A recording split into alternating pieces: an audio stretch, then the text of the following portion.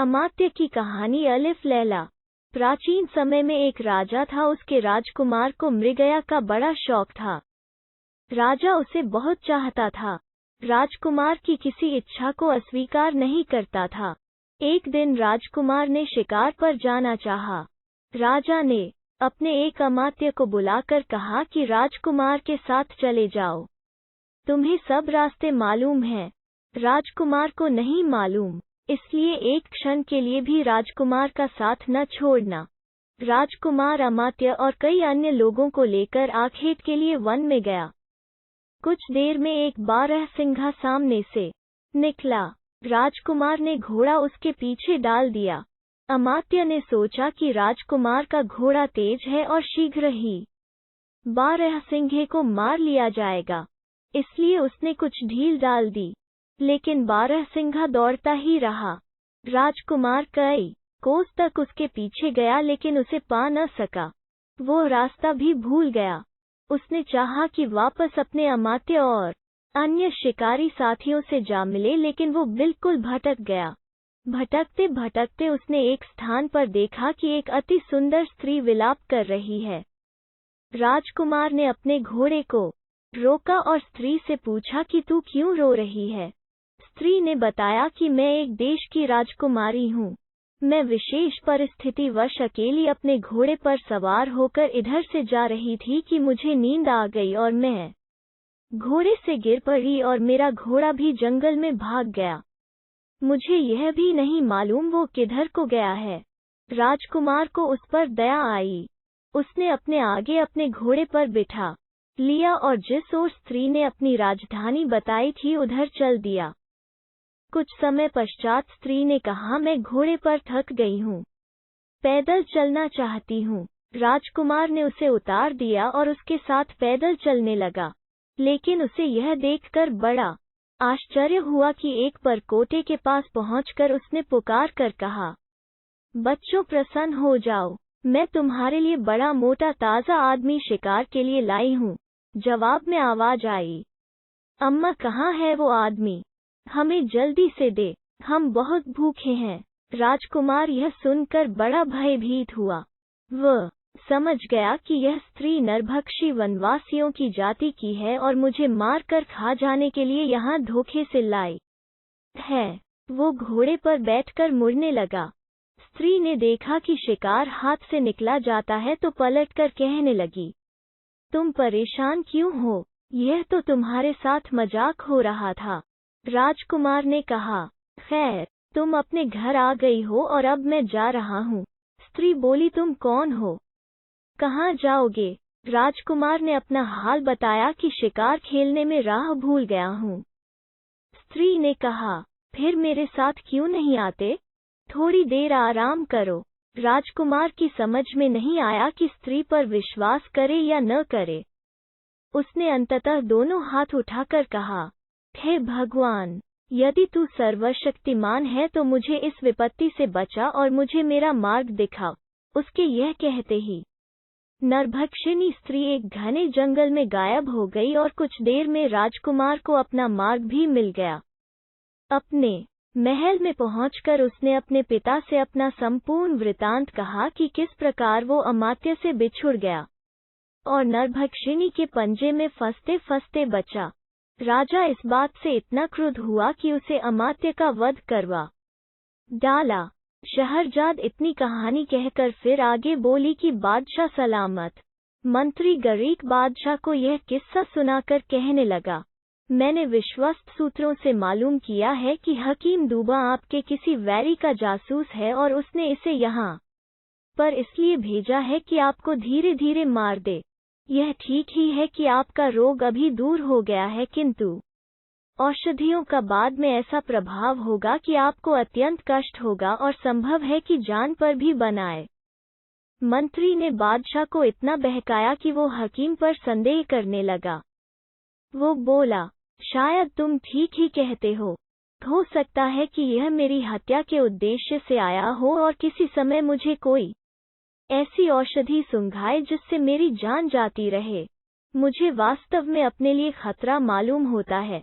मंत्री ने सोचा कि अपने षड्यंत्र को शीघ्र ही पूरा करना चाहिए, ऐसा न हो कि बादशाह का विचार बाद में पलट जाए।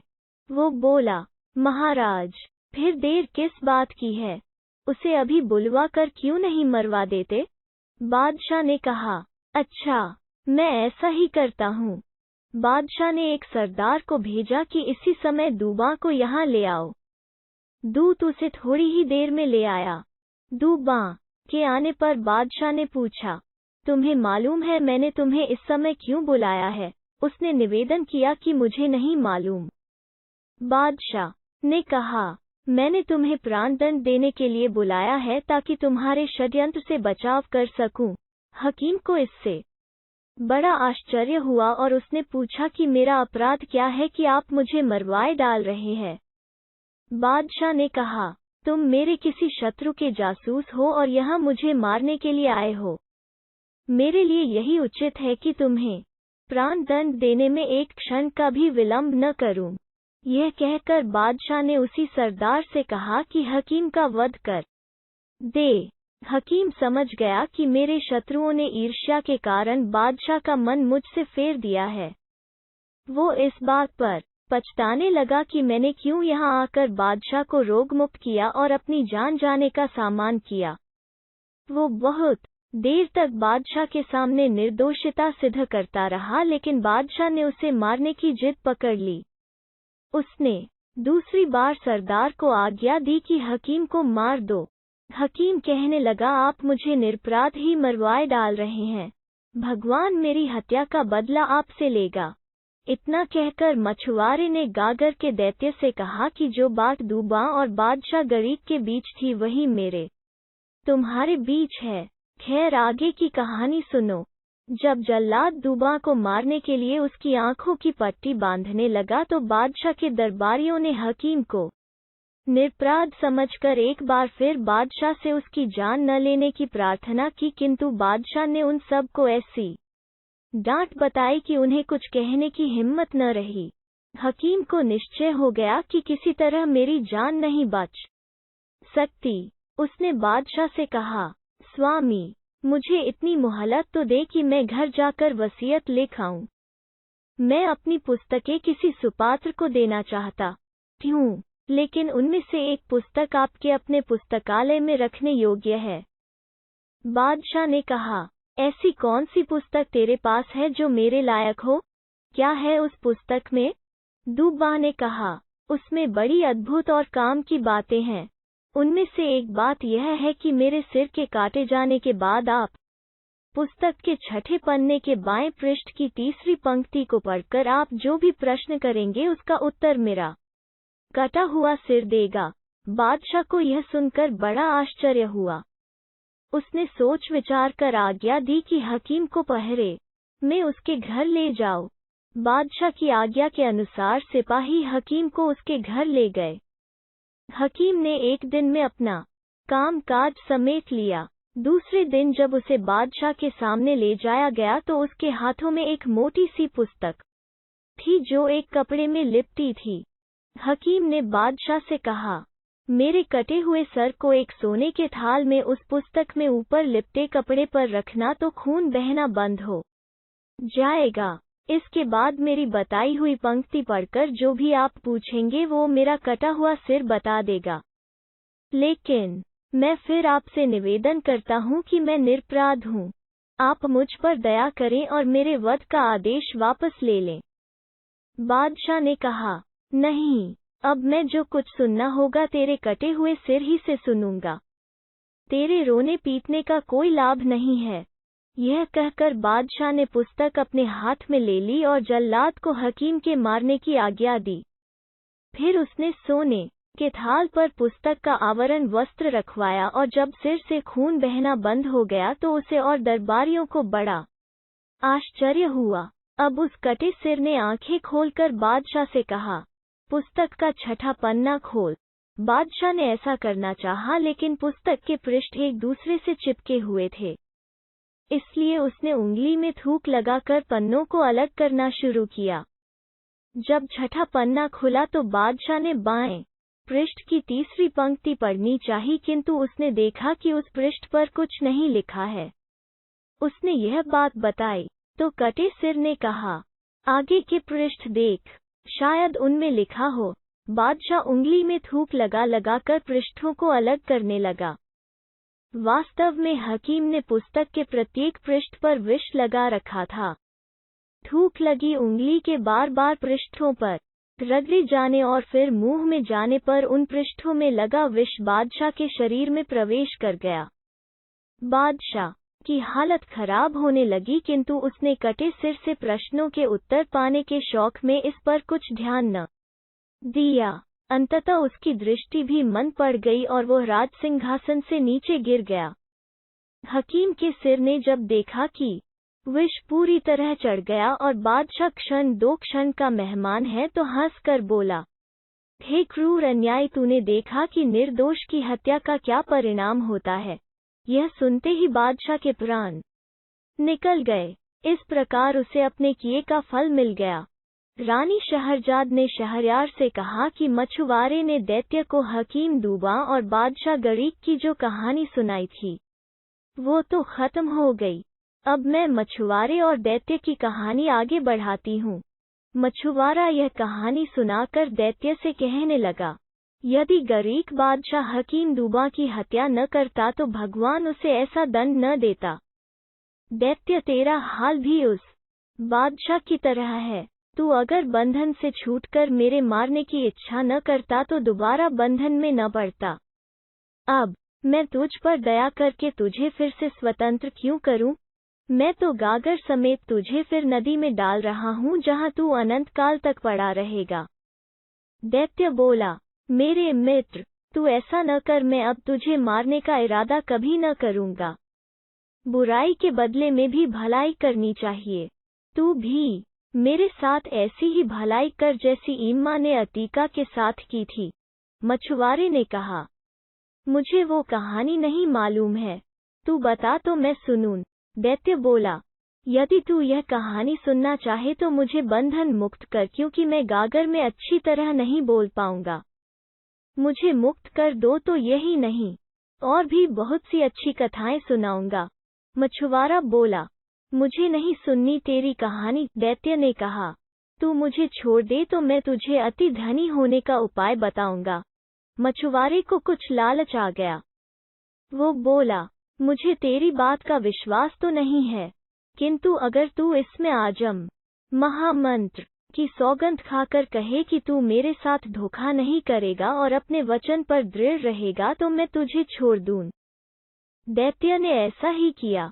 ज्यों ही मछुआरे ने गागर का ढकना खोला, उसमें से धुआं निकला और फैल गया। कुछ देर में उसने दैत्य का रूप धारण कर लिया। दैत्य ने ठोकर मारकर गागर को नदी में डुबो दिया।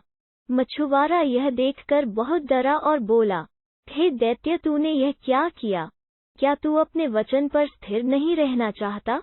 मैंने तो तेरे साथ वही किया है जो हकीम दूबा ने बादशाह गरीक के साथ किया था।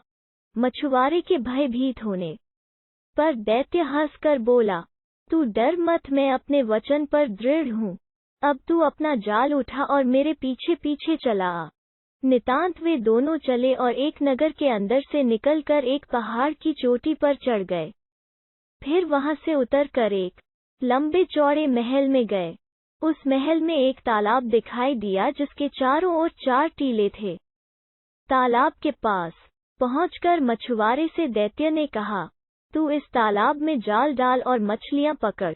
मछुआरा खुश हो गया क्योंकि तालाब में बहुत सी मछलियां थीं। उसने तालाब में जाल डालकर खींचा तो उसमें 4 मछलियां आई जो 4 रंग की थीं, सफेद, लाल, पीली और काली। दैत्य ने कहा, तू इन मछलियों को लेकर यहाँ के बादशाह के पास जा। वो तुझे इतना धन देगा जो तूने कभी देखा भी नहीं होगा। किंतु एक बात का ध्यान रखना, तालाब में एक दिन में एक ही बार जाल डालना। यह कहकर दैत्य ने जमीन में जोर से ठोकर मारी। जमीन फट गई और दैत्य उसमें समा गया। दैत्य के उस गड्ढे में समाने के बाद धरती फिर बराबर हो गई जैसे उसमें कभी गड़ा हुआ ही न हो। मछुआरा उन चारों मछलियों को बादशाह के महल में ले गया। शहरजाद ने शहरयार से कहा कि उस बादशाह को उन मछलियों को देखकर जितनी प्रसन्नता हुई उसे वर्णन करना मेरी शक्ति के बाहर है। उसने अपने मंत्री से कहा कि ये मछलियां उस बावर्चिन के पास ले जाओ जो यूनान के राजा ने मुझे भेंट स्वरूप दी है। सिर्फ वही ऐसी होशियार है जो इन सुंदर मछलियों को भली भांति पका सकती है। मंत्री मछलियां बावर्चिन के पास ले गया। बादशाह ने मछुआरे को 400 मोहर इनाम में दे डाली। शहरजाद शहरयार से बोली कि अब उस बावर्चिन का हाल सुनिए कि उस पर क्या बीती। बावर्चिन ने मछलियों के टुकड़े करके उन्हें धो धाकर गर्म तेल में भुनने के लिए डाला। जब टुकड़े एक ओर भुनकर लाल हो गए तो उसने दूसरी ओर भुनने के लिए उन्हें पलटा। उस समय उसने जो कुछ देखा उससे उसकी आंखें फट गईं। उसने देखा कि रसोई घर की दीवार फट गई। उसमें से एक अति सुंदर स्त्री बड़े ठाठ बाट से भड़कीले कपड़े पहने बाहर निकली। उसके शरीर पर भांति भांति के रत्न आभूषण सज रहे थे जैसे मिस्र देश की रानियों के होते हैं। उसके कानों में मूल्यवान बाले, गले में बड़े बड़े मोतियों की माला और बाहों में सोने के बाजूबंद थे जिनमें लाल जड़े हुए थे। इनके अलावा भी वो बहुत से मूल्यवान गहने पहने हुए थी। स्त्री बाहर आकर अपने हाथ में पकड़ी हुई एक मूल्यवान छड़ी उठाकर उस कड़ाही के पास आ खड़ी हुई जिसमें मछलियां भून रही थीं। उसने एक मछली पर छड़ी मारी और बोली, ओ मछली, क्या तू अपनी प्रतिज्ञा पर कायम है? मछली में कोई हरकत न हुई। स्त्री ने फिर छड़ी और अपना प्रश्न दोहराया। इस पर चारों मछलियां उठ खड़ी हो गईं और बोलीं, यह सच्ची बात है कि तुम हमें मानोगी तो हम तुम्हें मानेंगे, और अगर तुम हमारा ऋण वापस करोगी तो हम तुम्हारा ऋण वापस कर देंगे।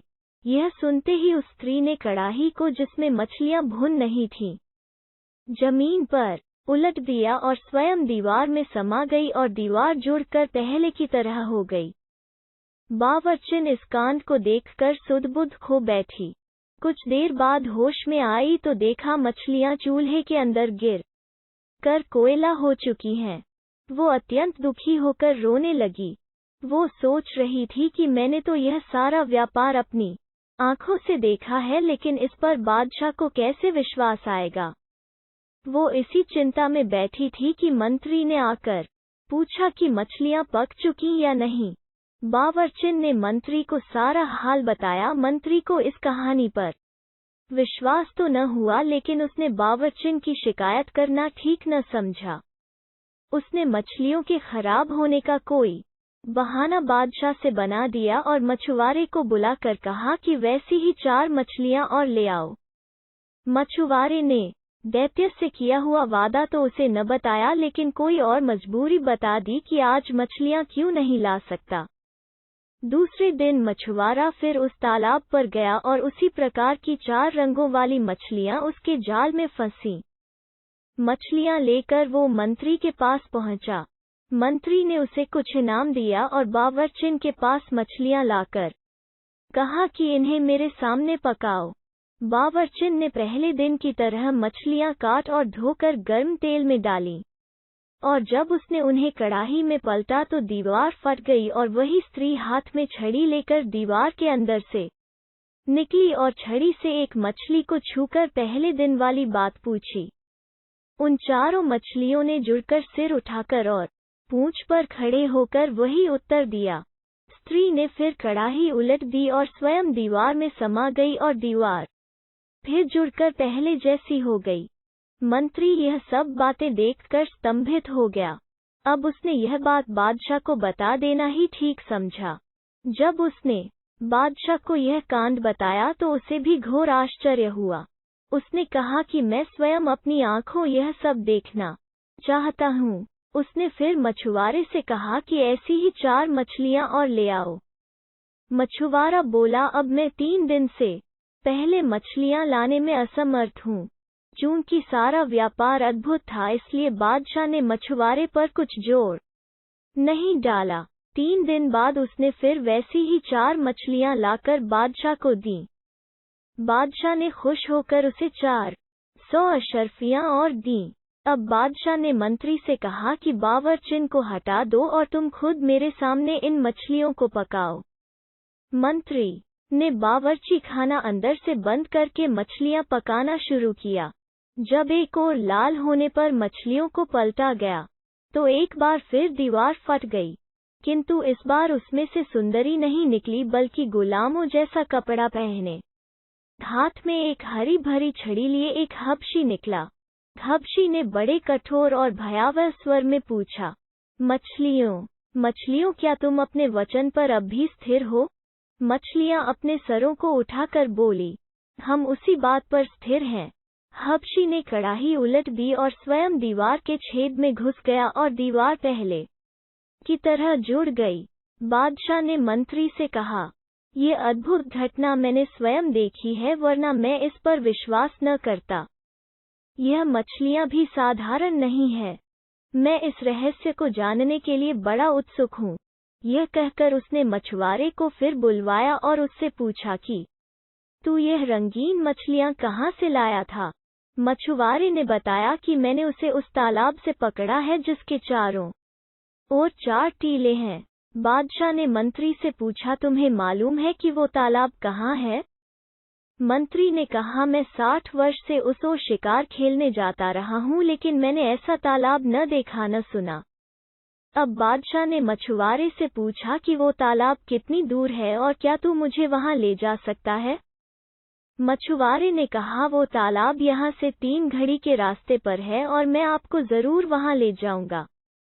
उस समय दिन कम ही रह गया था, किंतु बादशाह को ऐसी उत्सुकता थी कि उसने अपने दरबारियों और रक्षकों को शीघ्र तैयार होने की आज्ञा दी। फिर वो मछुआरे के पीछे पीछे हो लिया और उसके बताए हुए पहाड़ पर चढ़ गया। जब पहाड़ के दूसरी ओर उतरा तो वहां बड़ा विशाल वन दिखाई दिया। यह वन पहले किसी ने नहीं देखा था। फिर बादशाह और उसके साथियों ने वो वन भी पार किया और सब लोग उस तालाब के किनारे पहुंच गए जिसके चारों ओर 4 टीले थे। उस तालाब का पानी अत्यंत निर्मल था और जिन 4 रंगों की मछलियां उसे मछुआरे से मिलती थीं, वैसी अनगिनत मछलियां उस तालाब में तैर रही थीं। बादशाह का आश्चर्य और बढ़ा। उसने अपने दरबारियों और सरदारों से पूछा कि तुम लोगों ने पहले भी इस तालाब को देखा है या नहीं? उन सब ने निवेदन किया कि हम लोगों ने इस तालाब को देखना कैसा, इसके बारे में सुना तक नहीं। बादशाह ने कहा कि जब तक मैं इस तालाब और इसकी रंगीन मछलियों का रहस्य अच्छी तरह समझ नहीं लूंगा यहाँ से नहीं जाऊंगा। तुम सब लोग भी यहाँ डेरा डालो। उसकी आज्ञानुसार दरबारियों और रक्षकों के डेरे तालाब के चारों ओर बढ़ गए। रात होने पर उसने मंत्री को अपने डेरे में बुलाया और कहा, मैं इस भेद को जानने के लिए अति उत्सुक हूँ कि उस बावर्चीखाने में हबशी कैसे आया और उसने मछलियों से कैसे बात की, और यह भी जानना चाहता हूँ कि यह तालाब जिसे किसी ने नहीं देखा था अचानक कहाँ से आ गया। मैं अपने कौतूहल को दबा नहीं पा रहा हूँ, अतएव मैंने सोचा कि मैं अकेले ही इस रहस्य का उद्घाटन करूं। मैं अकेला जा रहा हूँ, तुम यहीं रहो। प्रातःकाल जब दरबारी यहाँ पर दरबार के लिए आए तो उनसे कह दो कि बादशाह कुछ बीमार हो गए हैं और कुछ दिन यहीं पर शांतिपूर्वक रहना चाहते हैं। यह कहकर सारे दरबारियों और रक्षकों को राजधानी वापस भेज देना और तुम इस डेरे में अकेले ही उस समय तक प्रतीक्षा करना जब तक मैं लौट न आऊं। मंत्री ने बादशाह को बहुत समझाया, महाराज आप यह न करें, इस काम में बड़ा खतरा है। यह भी संभव है कि इतना सब करने के बाद भी आपको कोई रहस्य ज्ञान न हो पाए। फिर बेकार में क्यों इतना कष्ट उठा रहे हैं और इतना खतरा मोल ले रहे हैं। बादशाह पर उसके समझाने बुझाने का कोई असर नहीं हुआ। उसने बादशाही पोशाक उतारी और एक साधारण सैनिक के वस्त्र पहन लिए।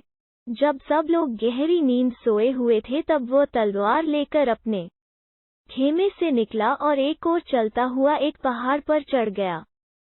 कुछ ही देर में वो उसकी चोटी पर पहुंचकर दूसरी ओर उतर गया। आगे उसे एक गहन वन दिखाई दिया। वो उसी के अंदर चलने लगा। कुछ दूर जाने पर पूरा सवेरा हो गया और उसे दूर जाने पर एक सुंदर प्रासाद दिखाई दिया। वो यह भवन देखकर बड़ा प्रसन्न हुआ और उसे आशा बंधी कि उसे इस जगह तालाब के रहस्य का पता चलेगा। भवन के निकट पहुंचकर उसने देखा कि वो बड़ा विशाल है और काले पत्थरों का बना है। उसकी दीवारों पर साफ किए हुए इस्पाती पत्थर जड़े थे जो दर्पण की भांति चमकते थे। बादशाह को विश्वास हो गया कि यहाँ उसे मनोवांछित सूचना मिलेगी। वो बहुत देर तक खड़ा हुआ भवन की शोभा निहारता रहा, फिर उसके पास चला गया। वह देख रहा था कि भवन का द्वार खुला है। फिर भी शिष्टता के नाते उसने ताली बजाई कि उसकी आवाज सुनकर कोई अंदर से आ जाए। जब कोई न आया तो उसने सांकल को खड़खड़ाया, यह सोचकर कि शायद उसकी ताली की आवाज अंदर तक नहीं पहुंची होगी। सांकल खड़खड़ाने पर भी जब कोई नहीं निकला तो बादशाह को क्रोध आया कि अजीब घर है जहां बुलाने पर भी कोई आकर नहीं पूछता। वो अंदर चला गया और ड्योढ़ी में पहुंचकर जोर से पुकारा कि क्या इस भवन के अंदर कोई मनुष्य है जो एक अतिथि के रहने के लिए थोड़ा स्थान दे। फिर भी उसे कोई उत्तर न मिला तो उसका आश्चर्य और बढ़ा। ड्योढ़ी से आगे बढ़कर वो घर में घुसा तो देखा कि अंदर से और भी लंबा चौड़ा मकान है, किंतु उसके अंदर कोई नहीं है। अब वो एक लंबे चौड़े आंगन को पार करके एक दालान में पहुंचा। उसमें रेशमी कालीन बिछा हुआ था। अंदर का मकान और भी सजा हुआ था। दरवाजों पर जड़ाऊ मखमल के पर्दे पड़े थे जिनमें सुनहरे और रुपहले फूल बूटे कड़े थे। अंदर एक बारहद्री थी जिसमें एक हौज था जिसके चारों ओर सोने से 4 शेर बने हुए थे। शेरों के मुंह से पानी के फव्वारे छूटते थे और जब उनका पानी नीचे संगमरमर के फर्श पर गिरता था तो मालूम होता था लाखों हीरे जवाहरात उछल रहे हैं। हौज के बीच में एक फव्वारा था जिस पर अरबी अक्षरों में कुछ खुदा हुआ था और उसका पानी उछलकर बारहद्री की छत को छूता था। इसके अलावा उस विशाल भवन में 3 बाग थे जिनमें बड़े सुघड़पन के साथ भांति भांति के सुगंधित फूलों और उत्तम फलों के पेड़ लगे थे। बागों में हर चीज ऐसी तरतीब से लगी थी कि उन्हें देखकर दुखी मनुष्य भी आनंद में डूब जाए। वृक्षों पर नाना प्रकार के सुंदर पक्षी कलरव कर रहे थे। वे पक्षी उन्हीं वृक्षों पर रहते थे।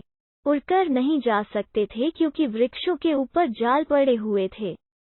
बादशाह एक कमरे से दूसरे कमरे और एक बाग से दूसरे बाग में घूम घूमकर हर वस्तु से आनंदित होता रहा। घूमते घूमते वो थक गया और एक मकान में बैठकर आराम करने लगा और सामने वाले बाग की शोभा देखने लगा। इतने में उसे एक कातर वाणी सुनाई दी जैसे कोई बड़े दुख में कराह रहा हो। उसने कान धरकर सुना तो मालूम हुआ कि कोई मनुष्य रो रो कर अपनी करुण कथा कह रहा है और अपने दुर्भाग्य को कोस रहा है। बादशाह ने उस कमरे का पर्दा उठाया जिसमें से यह आवाज आ रही थी। उसने देखा कि एक नवयुवक सिंहासन जैसी किसी ऊंची चीज पर राजसी वस्त्र पहने बैठा है और करुण स्वर में विलाप कर रहा है। बादशाह ने उसके निकट जाकर सलाम किया तो युवक बोला, मुझे क्षमा कीजिए, मैं उठकर आपका स्वागत करने में असमर्थ हूँ, इसीलिए मैं आपके पास न आ सका। बादशाह ने कहा, मैं आपके शीलवान व्यवहार से बड़ा प्रभावित हुआ हूँ। वास्तव में कोई ऐसा अपरिहार्य कारण होगा कि आप उठ न सके, किंतु आपके दुख को देखकर मुझे अति क्लेश हुआ है। आप मुझे बताएं कि मैं आपका कष्ट किस प्रकार दूर कर सकता हूँ। कृपया मुझे अपनी कठिनाई बताने में तनिक भी न हिचकें। कृपया यह बताएं कि आप यहाँ इस मजबूरी की हालत में कैसे पड़े हैं। यह भी बताएं कि यह भव्य प्रासाद किसका है और ऐसा निर्जन क्यों है। साथ ही यह भी बताएं, क्योंकि मैं यही जानने के लिए निकला हूँ कि पास के तालाब का रहस्य क्या है और उसकी मछलियाँ कौन हैं। जवान आदमी यह सुनकर फिर रोने लगा और बोला, मेरा हाल सुनने के पहले देख लीजिए, यह कहकर उसने अपना कपड़ा उठाया तो बादशाह ने देखा कि वो नाभि के ऊपर तो जीवित मनुष्य है और नीचे काले पत्थर का बना हुआ है। उसकी आंखें फटी रह गई और वो बोला, मुझे तो वैसे यहाँ की प्रत्येक वस्तु देखकर आश्चर्य हो रहा था, किंतु आपका यह हाल देखकर मेरा आश्चर्य और उत्सुकता बहुत बढ़ गई है। भगवान के लिए अपना ब्यौरेवार हाल कहिए। मुझे विश्वास हो रहा है कि तालाब की रंग बिरंगी मछलियों के रहस्य का भी आपसे संबंध है। आप मुझे अपनी व्यथा कथा शीघ्र कहिए, क्योंकि दूसरे को सुनाने से आदमी का कुछ दुख तो दूर होता ही है। जवान आदमी ने कहा कि मुझे अपनी दशा के वर्णन से भी कष्ट होता है, किंतु आपका आदेश है इसलिए कहता हूँ।